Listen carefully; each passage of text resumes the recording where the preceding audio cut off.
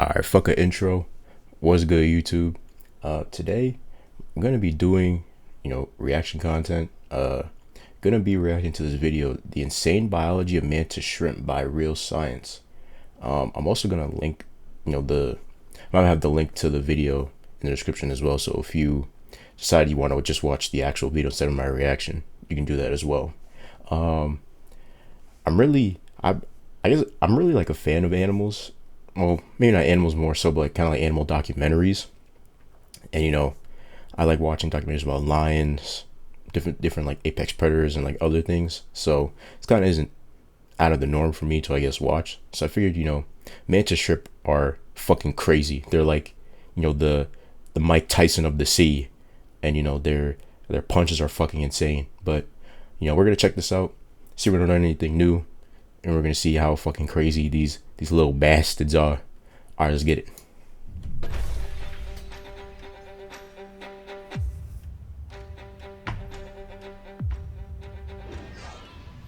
This is one of the fastest motions in nature.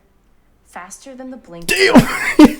Faster than your naked eye. Like, can see? even see. You see? These Bro, technicolor these little murder things are all machines fucking are demon called time. Mantis shrimp, and they might just be the coolest animal in the entire ocean. And I don't say that lightly. And if the speed of their clubs of up to 31 meters per second isn't impressive enough, the acceleration of those clubs rivals the acceleration of a bullet being fired from a gun. For a human to break the same shells that a mantis shrimp breaks, we would need a big hammer and a strong swing. A mantis shrimp can achieve the same thing with an appendage smaller than a small child's pinky finger. I do want to say about this shit too is like their punch, like it like when they do it, it comes out like so fast too that it just like heats up the water around them to, I think it was around the degree of the temperature of the sun or something. I cannot verify the legitimacy of that fact, but I heard it's something like that, and that's fucking crazy. Like, could you imagine, imagine scaling that to a human being, and like someone could punch you so fast that like they heat up the air around their fist and almost like cause an explosion when they punch. That would be fucking nuts, yo.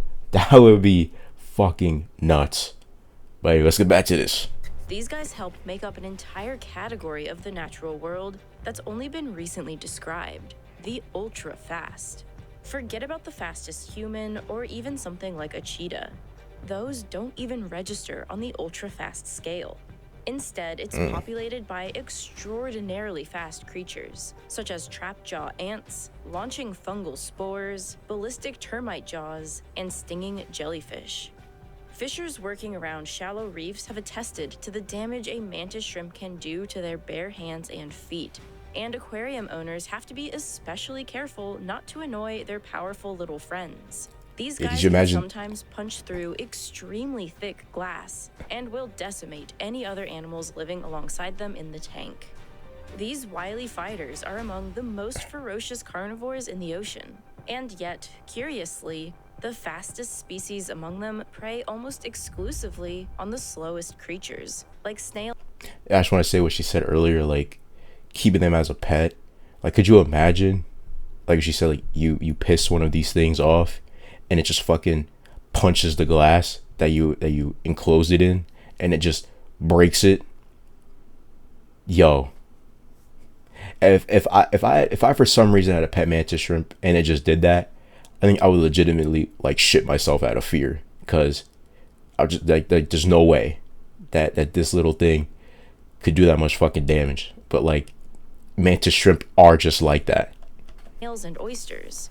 And the slower species go for the fastest prey, snatching creatures 2 or 3 times their size, from crabs to octopuses. Yo. And not only are mantis shrimp extremely fast at punching and stabbing, their eyes are the most complex in the entire animal kingdom. Whereas humans have 3 types of photoreceptor cells in our eyes, mantis shrimp have between 12 and 16 types of photoreceptors. They see ultraviolet light and polarized light, And their eyes are so advanced that their retina processes visual information before it even gets to their brain. What? Scientists are beginning to explore whether mantis shrimp eyes could even see cancer before it starts to spread. What is it about these little creatures Yo, that if that's makes them possible, that's so fucking fast, crazy, yo. so ferocious, and so extreme? And how do these obscure crustaceans harness the laws of physics in ways we have never been able to replicate?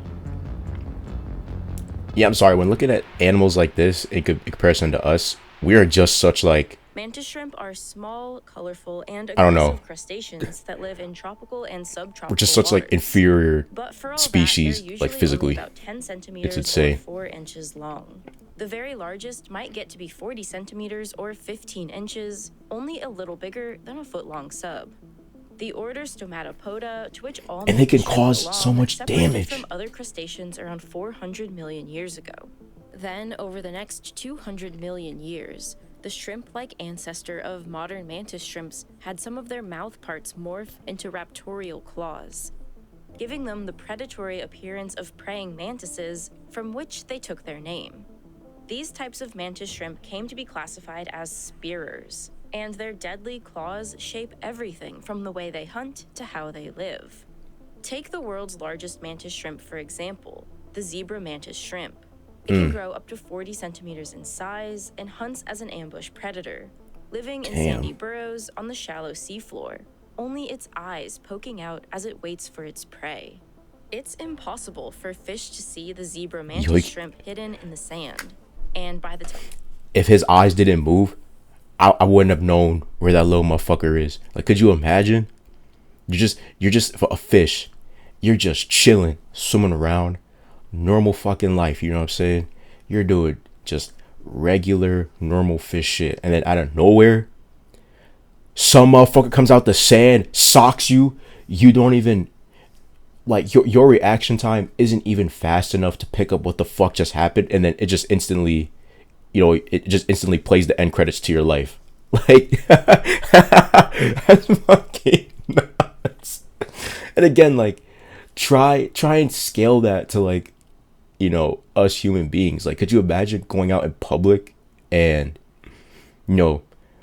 there is an actual legitimate chance of someone or something just like coming out of like a wall and you don't see them, and they just fucking sucker punch you, and then again you don't have the reaction time fast enough to even process what just happened. You're just dead, and like that's it.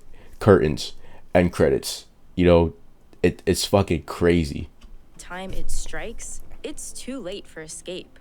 The spears shoot out at a speed of 2.3 meters per second, impaling the fish on 10 sharp spines that jut out Like I said, it's from dead. claws. It's dead. In one experiment, researchers found that most zebra mantis shrimp strikes were successful in capturing fish. But if you've ever tried to trap a fly with your hand, you might be able to imagine how hard it is to snap up prey and hold onto it. How do they do it? First, there's the raptorial claw itself. It's designed to be strong, but also flexible, because it needs to slice through soft flesh and then hold onto it while the fish tries to get away. To achieve all this, the spear has several spikes, which are slightly hooked, hollow beams made of several layers. On the outside is a thin, hard, and mineralized epicuticle decorated by serrations and grooves to lock onto its prey. On the inside is a less mineralized region with fibrous layers of chitin protein to allow for flexibility. Unlike something like a bee stinger or a mosquito proboscis, See, this is both why of which are animals are straight great. to maximize how deep they can penetrate, the mantis shrimp They're spearing just claw genetically, is curved. This helps it like keep a hold through onto its evolution, prey. they're just To genetically understand more about the ecology enhanced to of mantis be shrimp, to we perform a talked to specific Dr. job, Maya DeVries, or genetically who spent specialized to years perform a studying specific mantis job. shrimp both in the lab and in the field. When we capture them in the field, we do take advantage of their prey mechanism. We'll put squid or fish on a lure, and then we will lure them out of their burrows that way. And then we have like a little noose that's around the burrow. So it comes out, and then we're able to kind of hook it. The next element of the spearer's strike is how it achieves such high speeds. First, flexor and extensor muscles in the meris are engaged. The extensor muscles compress the claw, while the flexor muscles trigger a latch to lock into place. When the flexor muscle relaxes and the latch slips open, the claw strikes out at incredibly high speeds, while at the same time, the mantis shrimp lunges out of its burrow. With a fish now trapped in its claws, it drags its meal back into the sand to feast. Yeah, it is. And It's we over. couldn't It's cooked. resist It's cooked for asking whatever Dr. it just captured. DeVries the burning question on our minds. Have you ever been speared? Thankfully, never been speared. That sounds scary. Because these mantis shrimp live in the sand, it's pretty easy to move from one place to another. That means they tend not to be very aggressive when it comes to defending their homes. It just isn't worth the risk of injury. But that is absolutely not the case when it comes to the other type of mantis shrimp, the ones with incredible smashing claws.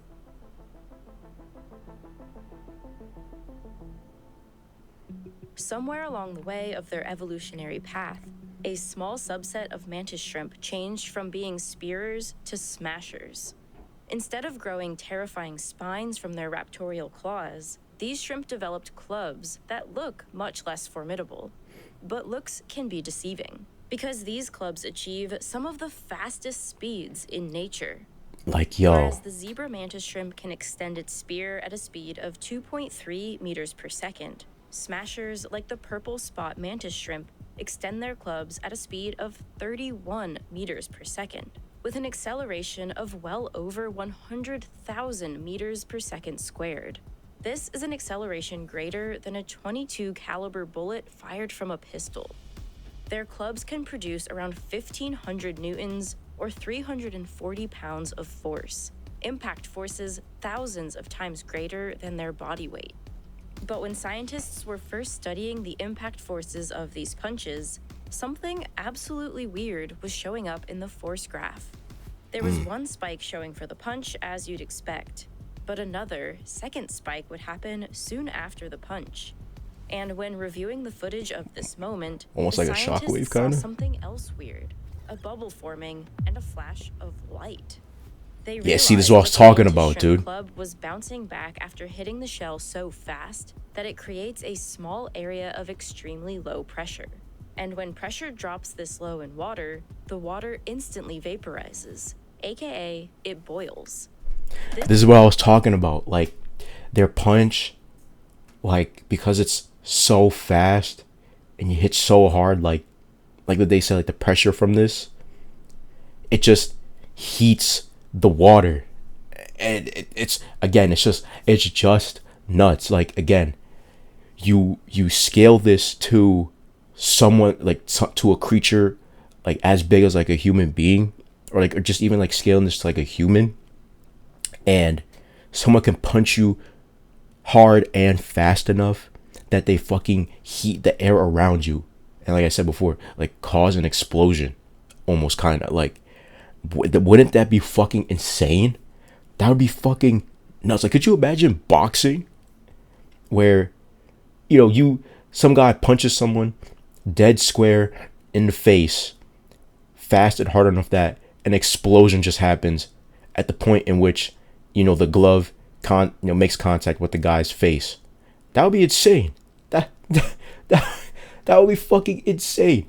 That would be insane. This is why these little motherfuckers are crazy, just because of their insane biology, like how they're able to, do this type of thing in the water, and you're, also considering too, water resistance and all that other type of shit too. But they're still able to perform something like this, and at the, body weight that they are and length, like they're what? She said like 15 inches long.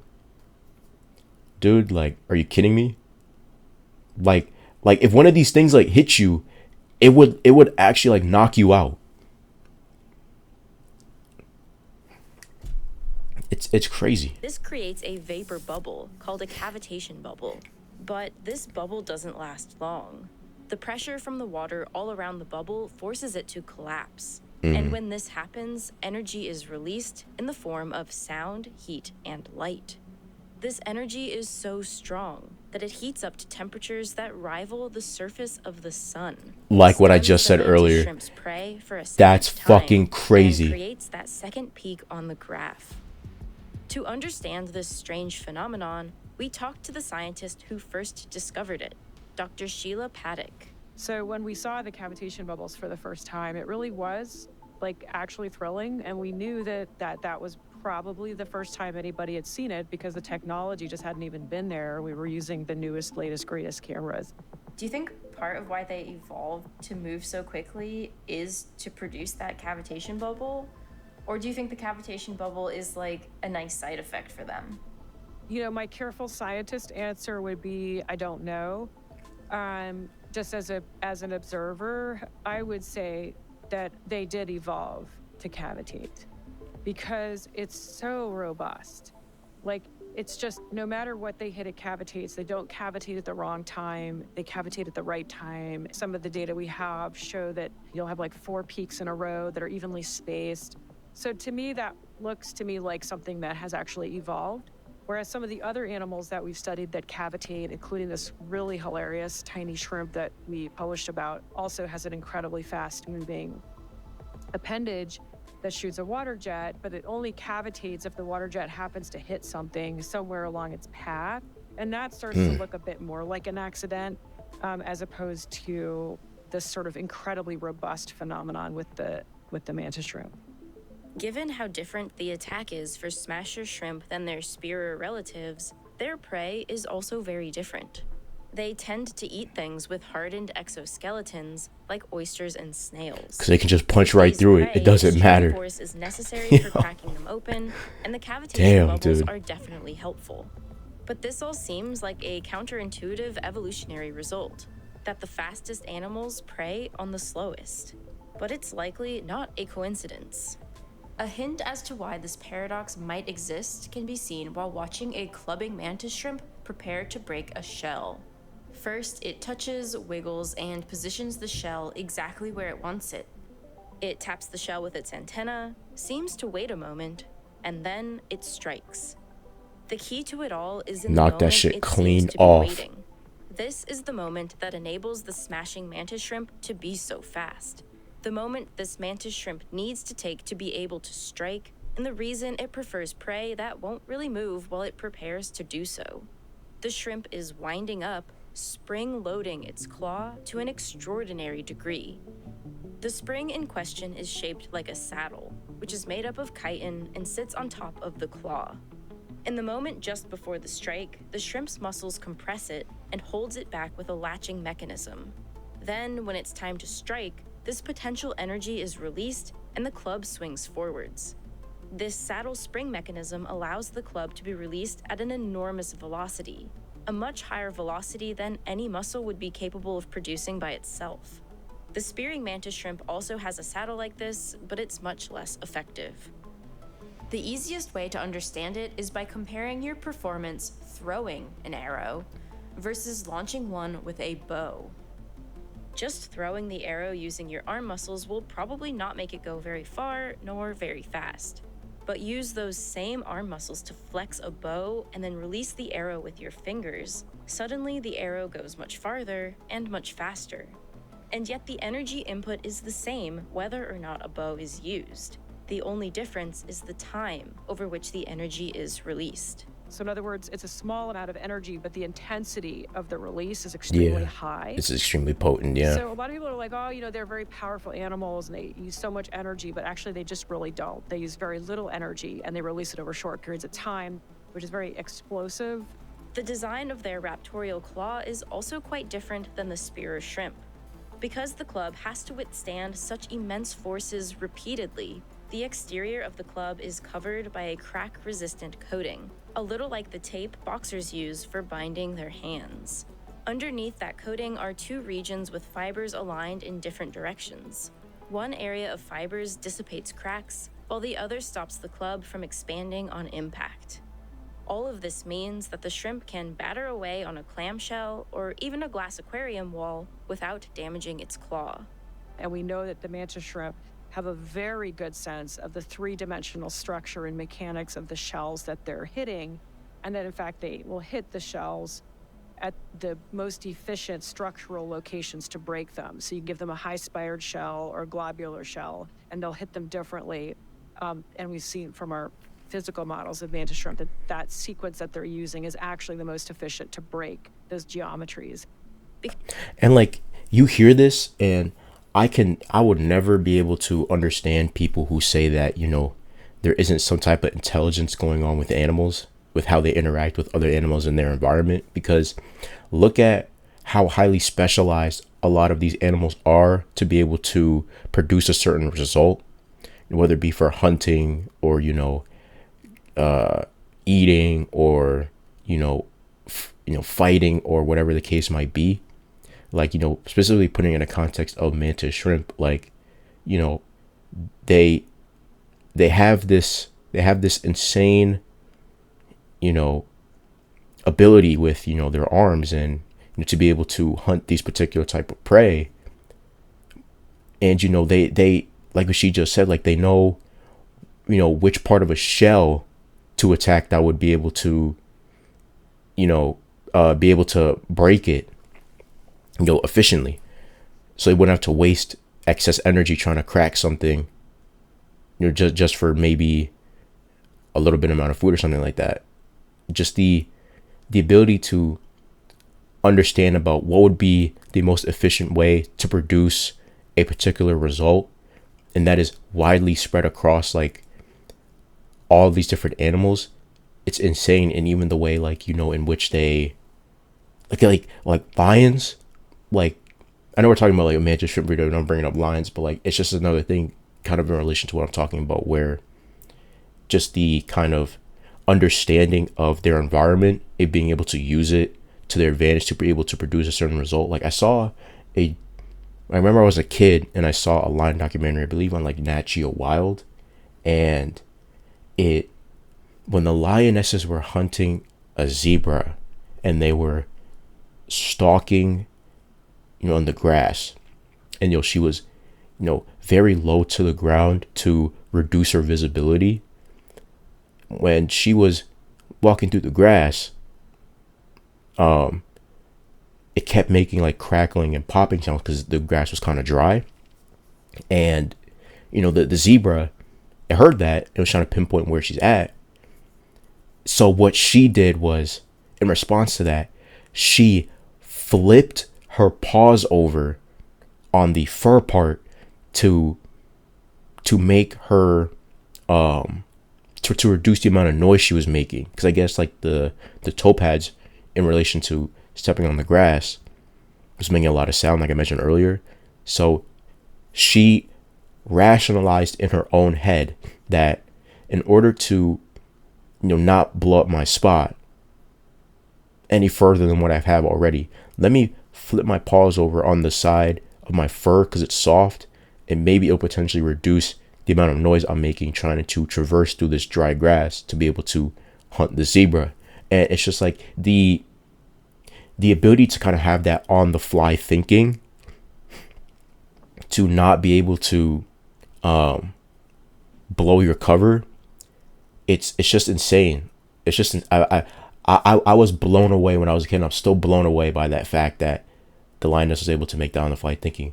But in relating it back to the mantis shrimp, like, it's just animals as a whole are just far more intelligent and are capable of a level of higher thinking than probably we actually anticipate.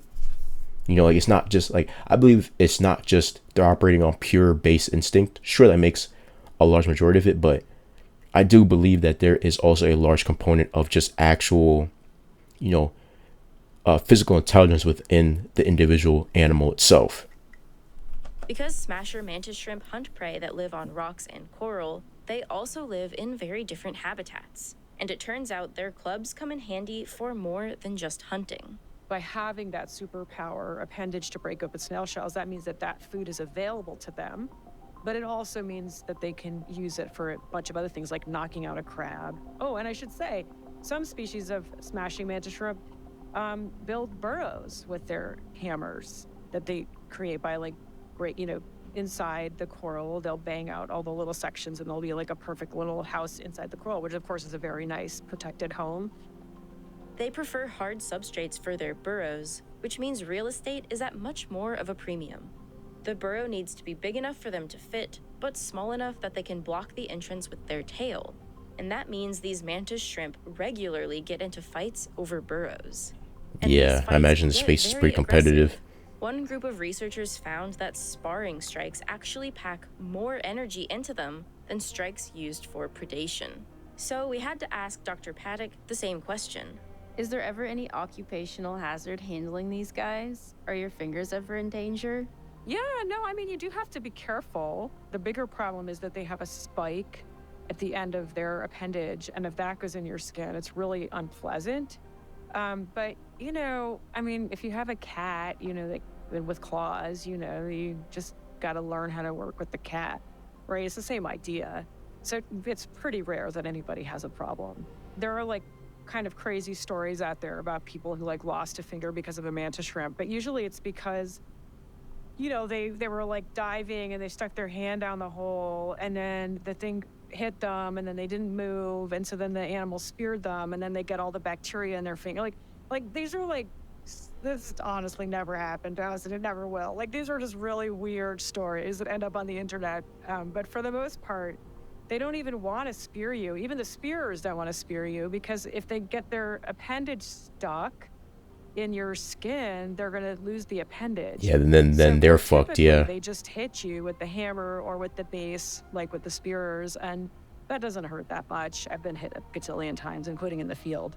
Because at the end of the day, it's dangerous to be a mantis shrimp.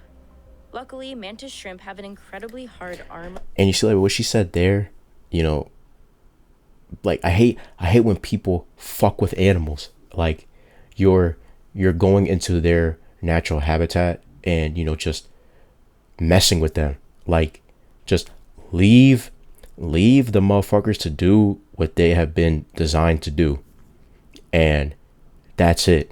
Like I'm not like if I'm going into like the ocean and I see a mantis shrimp, my first thought isn't going to be, oh, let me go touch it and, you know, try and pet it and, you know, just fuck with it. Like my first thought is going to be, okay, it's cool that I see this, but I'm going to observe from a safe distance that doesn't impact, you know, the mantis shrimp's ability to perform what it has to do. Or, you know, or I'm not going to try and make it feel like it's threatened and make it feel stressed and then have to feel like it has to protect itself and go on the offensive. I'm just going to sit there from a safe distance and just leave it alone. But a lot of people, when they engage with animals out in the wild, maybe something they've never seen before, it's like, oh, like this like cool animal. Like they're just like, first thought is, let me go mess with it. And just like, no, just leave the motherfucker alone, dude. Just leave the animal alone. You going to interact with it and messing with it just makes the situation 10 times worse. And that's how we see people, you know, like get mauled or they get attacked, or, you know, their pet gets attacked or something, because it's just like you mess with it and then again it feels threatened and then it feels like it has to protect itself. Just leave animals in nature alone, please. Armor over their body and especially their telson or tail. And this armor has raised protuberances that protect them from fracturing, even when they take such heavy blows. So it's clear that the different types of raptorial claws play a huge role in determining everything about the mantis shrimp's lives. But it's not only their claws that dictate much of their behavior, it's also their eyes.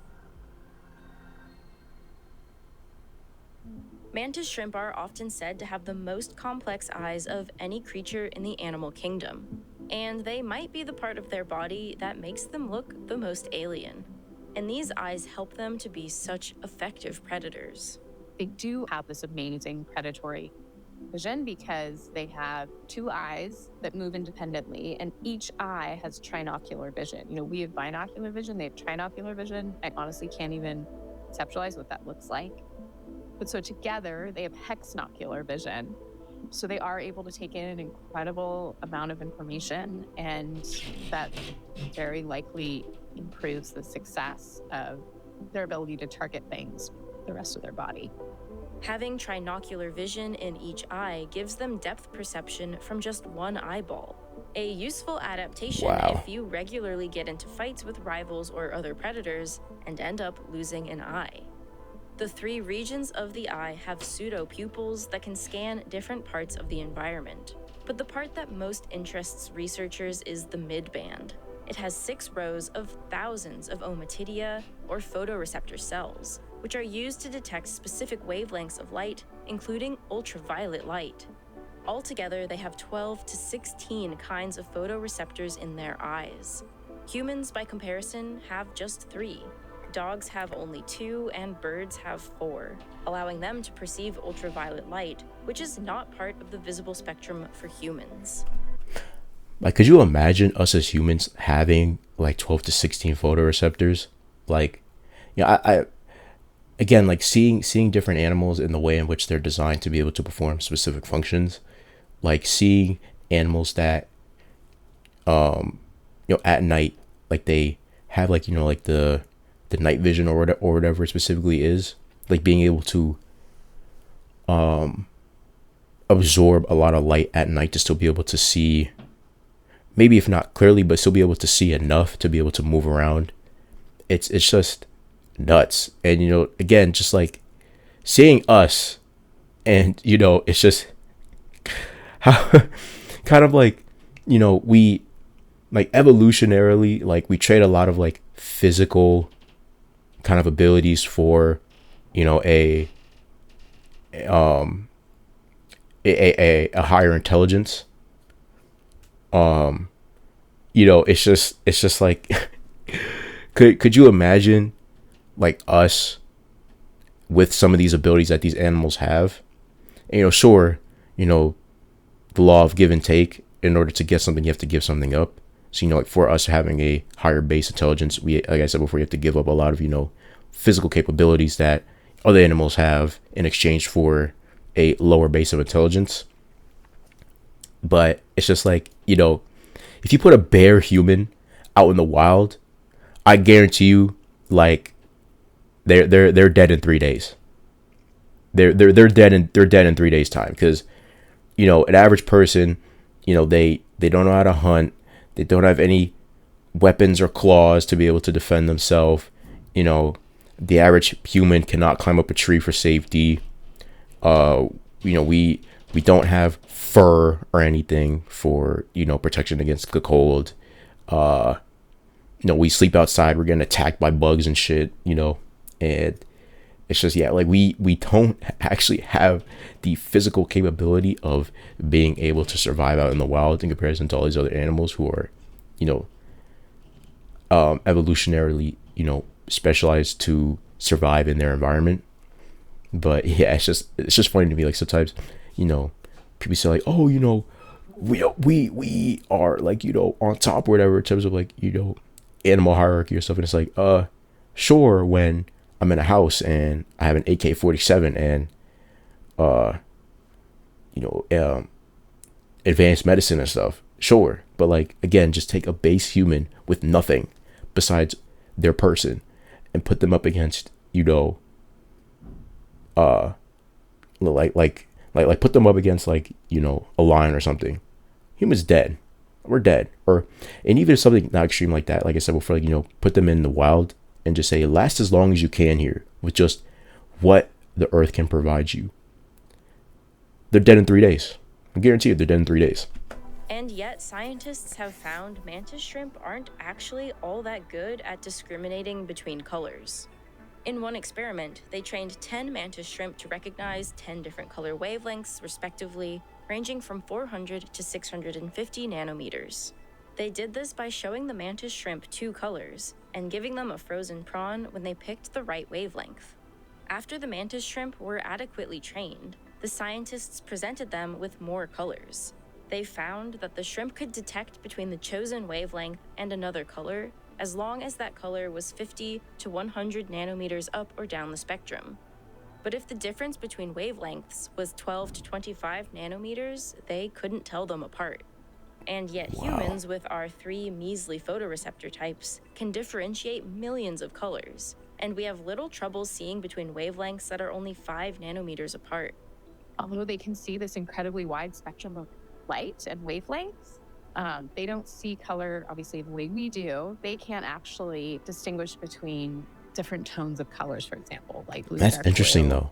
yellow, that kind of thing. We have less So photoreceptors, but we're we able might to actually see a distinguish wider range of color in that way. a wider The range of researchers colors in comparison to them, hypothesized and they have that more maybe each photoreceptors than us. photoreceptor in a mantis shrimp picks up a specific color and identifies it in a way that's less discriminating than the human eye, but also doesn't require so much brain power.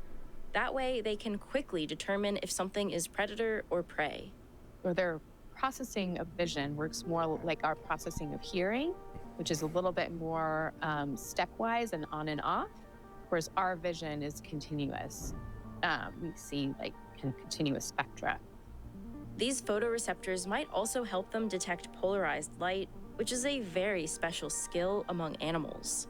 To understand this, we first have to understand how light moves.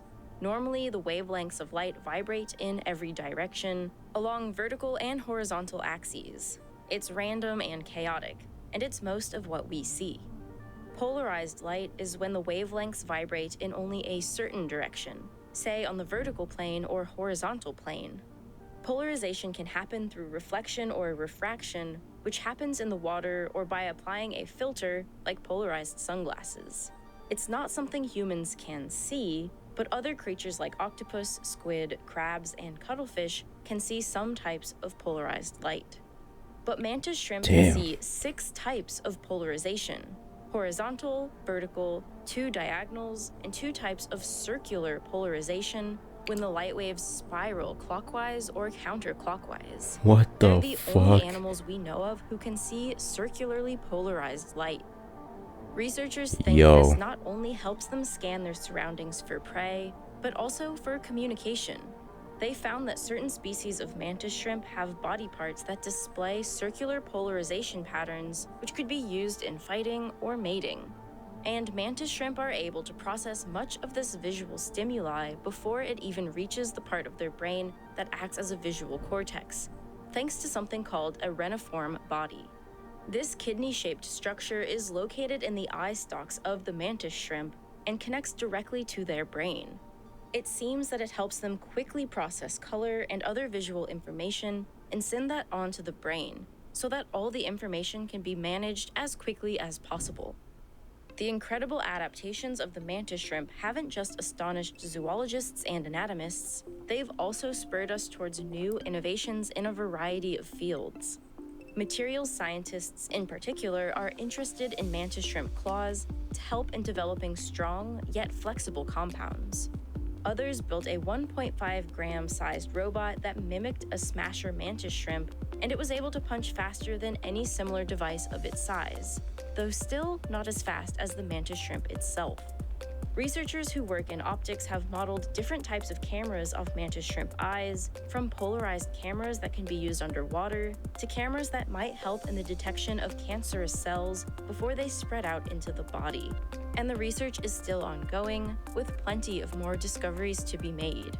In just the past few years, researchers discovered that mantis shrimp have twice as many light-detecting proteins in their eyes as we expected.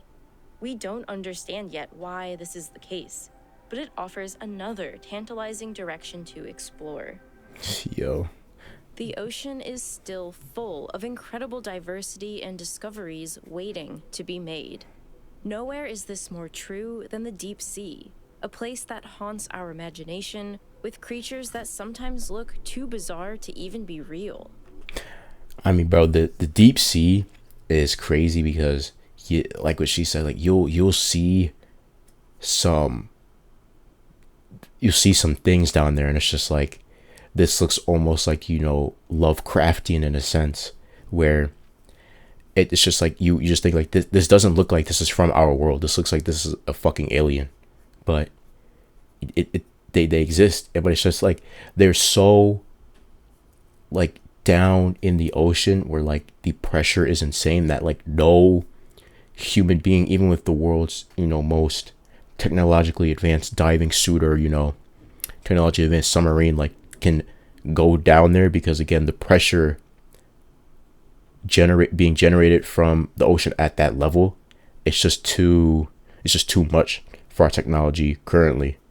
But it's like, it always would be interesting to see kind of what sort of, you know, creatures live down there and kind of their way of life, and, you know, like, especially for any predators down there, what kind of like creatures do they hunt, kind of like, you know, at like at these kind of levels, and, you know, what sort of, you know, evolution did they go through to be able to be specialized to be able to live down there in comparison to kind of further up in the ocean. And if they were in the past a creature that lived kind of towards the upper level, I guess, of the ocean, what caused the shift to move downward and evolve to be able to sustain life further down in the ocean?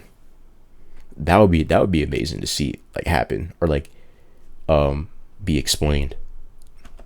These deep sea creatures are the focus of our next video, where we will explore why it is that creatures seem to get weirder and weirder the deeper in the ocean you go. To watch this video right now, 2 weeks early, head over to Nebula. Thanks to a feature we're calling Nebula First, every Real Science video is posted on Nebula 2 weeks before it ever reaches YouTube. Nebula is the streaming platform made by me and several other educational YouTube content creators. It's a place where we can take more risks, upload videos early, and Dude, that's just an ad for Nebula. But yeah, that's that was the, you know, insane biology of mantis shrimp. Yo, like I said before in the beginning of the video, the mantis shrimp, they're fucking crazy, dude. They are an insane fucking animal. Again, like, you know, the Mike Tyson of the sea, as I said, you know, just like, again, scaling that to a creature of our size, being able to do that, that would be fucking nuts.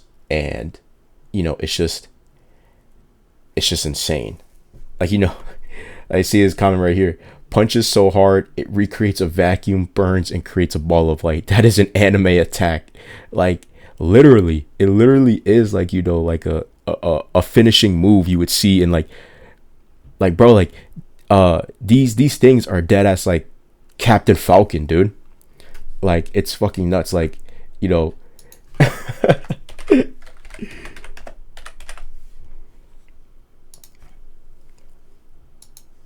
like, yo, they're like this guy with his fucking Falcon punch. Like, you see right here, you see bro charging up the Falcon punch. Like, that's it when it fucking, you know, goes to fucking not like punch a hole in a shell or something. Like, you know, it's fucking crazy. It's crazy what kind of fucking thing. Like, these creatures are insane. These creatures are absolutely insane. You know, it's crazy. Get crazy.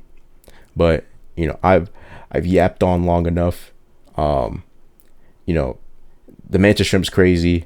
Animals are insane. Once again, you know, shout out Real Science for dropping this banger video.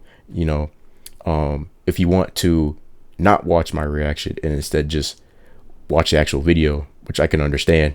I kind of paused a lot and was yapping, definitely. You know, again, I'll link it in the description of the video. Again, shout out Real Science, dropping a banger video. That's gonna be the end of this. Our YouTube. I'll see you later. Peace.